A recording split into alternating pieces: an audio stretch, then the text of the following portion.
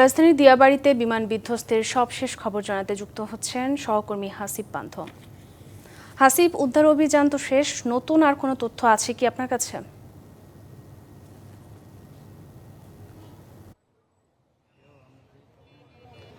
নীলিমা, যেমনটি বলছিলেন, ধন্যবাদ। সারা দিনব্যাপী কিন্তু আজ আমরা দেখানোর চেষ্টা করেছিলাম যে মাইলস্টোন ট্র্যাজেডি, সেই ঘটনাগুলো আসলে কিভাবে পুড়ে যাওয়া শিক্ষার্থীদের বার্ন ইউনিটে নেওয়া হচ্ছে, কিভাবে তাদেরকে সহযোগিতা করা হচ্ছে, চিকিৎসা সেবা দেওয়া হচ্ছে। আমি এখন যেখানে অবস্থান করছি, গোলচত্বর অর্থাৎ মাইলস্টোন স্কুল অ্যান্ড কলেজে যাওয়ার প্রবেশ মুখ যেটি আছে, সেটিতে আমি এখানে এসে সর্বশেষ যারা ছিলেন তাদের সাথে কথা বলেছিলাম। অনেকেই কিন্তু এখনো আতঙ্কে রয়েছেন, তাদের এখনো তাদের ভয় কাটেনি যে এত বড় একটি ট্র্যাজেডি ঘটনা ঘটেছে। আমি একটু শুনবো যে আসলে যখন ঘটনা ঘটে তখন আপনারা স্পটে ছিলেন বা কোনো আওয়াজ পেয়েছিলেন কিনা? স্পটে ছিলাম বলতে আমার দোকানের পাশে ফলের ব্যবসা, তো একটা বিস্ফোরণ শব্দ হয়েছে। হওয়ার পরে আমরা দেখা যায় দোকান থেকে বের হয়ে গেছি। এত বড় শব্দটা তো আমরা জানি না কিসের শব্দ। তারপরে দেখলাম যে একটা যুদ্ধের বিমান, শুনলাম যে মাইলস্টোনের ভিতরে পড়ছে। পড়ার পর আমরা আবার ছোটাছুটি করে দৌড়া সবাই আসলাম বাজারের।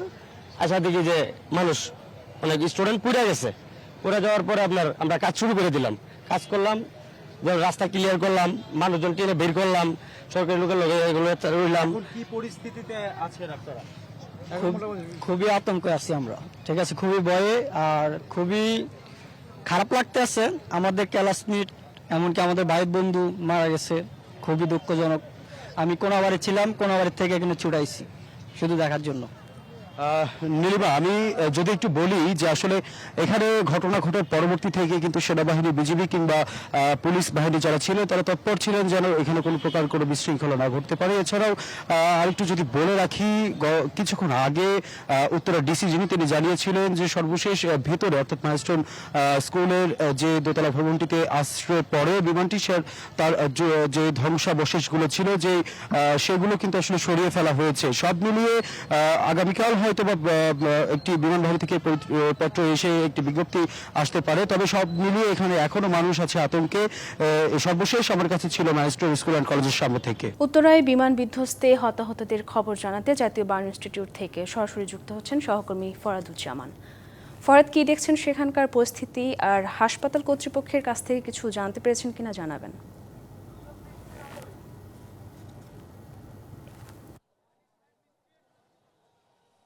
ধন্যবাদ। আপনি জানেন, আমরা আজকে এই জাতীয় বার্ন ইনস্টিটিউটে এসেছি অন্যরকম বেদনা নিয়ে। আপনি দেখেছেন যে বিমান দুর্ঘটনায় এখন পর্যন্ত আমরা 20 জন নিহতের খবর জানতে পেরেছি এবং প্রায় 150 শতাধিকের বেশি আহত হয়েছে। এর মধ্যে জাতীয় বার্ন ইনস্টিটিউটে যারা ভর্তি রয়েছেন তাদের মধ্যে 25 জন কিন্তু আশঙ্কাজনক অবস্থায় রয়েছেন। এবং আমরা কিছুক্ষণ আগে জানতে পেরেছি মাইলস্টোনের 2 জন মারা গেছেন। এর মধ্যে কোঅর্ডিনেটর মেহেরিন চৌধুরী এবং ছাত্র আবদুল্লাহ শামীম নামে আরও 2 জন মারা গেছেন।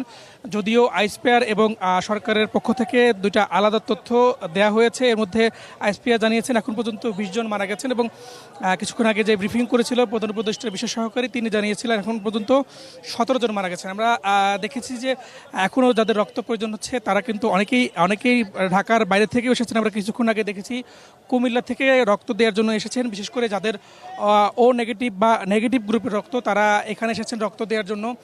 এবং তারা বলছেন যে যখন প্রয়োজন, যেভাবে প্রয়োজন হবে তারা এই রক্ত দেওয়ার জন্য তারা প্রস্তুত রয়েছেন।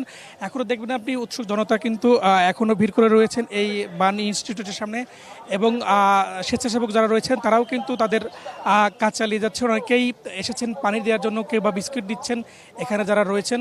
এবং কিছুক্ষণ পরপরই আমরা দেখছি যে অ্যাম্বুলেন্সের সাইলেন বাজিয়ে কিন্তু এইখানে বিভিন্ন হাসপাতাল থেকে যারা ভর্তি ছিলেন, যাদের অবস্থা আশঙ্কাজনক, তারা কিন্তু আসছেন।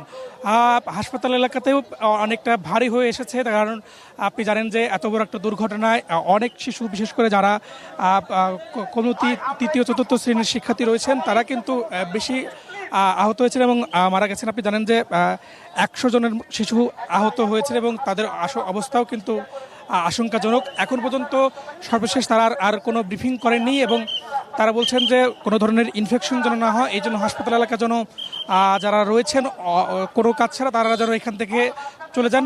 তারপরে আমরা দেখেছি যে এখনও পর্যন্ত কিন্তু অনেকেই কিন্তু ভিড় করেছেন। আপনি দেখতে পাচ্ছেন এখনও কিন্তু আমার পিছনে কিন্তু এই অ্যাম্বুলেন্স আসছেন এবং তারাও কিন্তু এই বিভিন্ন হাসপাতাল থেকে আসছেন, তারা খুব ইনজুর্ড অবস্থায় রয়েছেন এবং আশঙ্কাজনক অবস্থায় রয়েছেন। আর যে তথ্য ছিল আমরা সেটা পরবর্তীতে জানিয়ে দেবো। এখন পর্যন্ত বাণী ইনস্টিটিউটে আমার কাছে এই ছিল সর্বশেষ তথ্য। ফরহাদ, ধন্যবাদ আপনাকে।